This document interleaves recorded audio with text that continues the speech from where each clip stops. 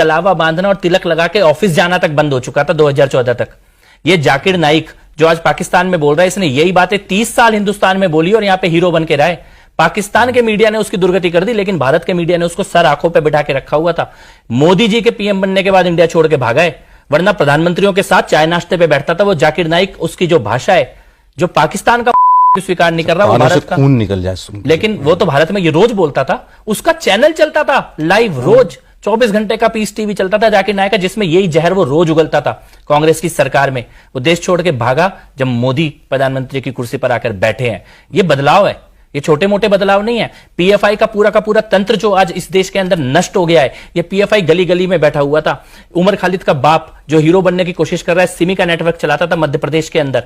उमर खालिद जैसे लोग आज नायक बन के बैठे होते अगर नरेंद्र मोदी प्रधानमंत्री की कुर्सी पर नहीं बैठे होते। कश्मीर में, दिल्ली में, इसी दिल्ली के अंदर, मुंबई के अंदर, बेंगलोर के, ये चलती हुई बसों में बम ब्लास्ट होते थे।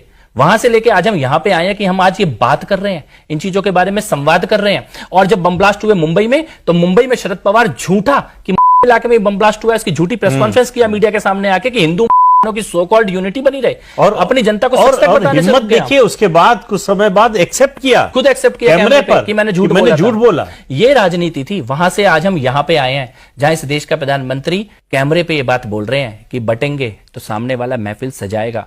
मुझे लगता है इतनी गहरी बात प्रधानमंत्री जी के मुंह से निकलने के बाद हर एक हिंदू बेटे को, बेटी को, व्यक्ति को कहीं ना कहीं ये मनन करना चाहिए कि प्रधानमंत्री जी ने इतनी बड़ी बात बोली है। ये केवल चुनावी बात नहीं है, ये बहुत बड़ी बात है। ये चेतना डेफिनेटली आ रही है, युवाओं में आ रही है, बेटियों में आ रही है, बेटों में आ रही है।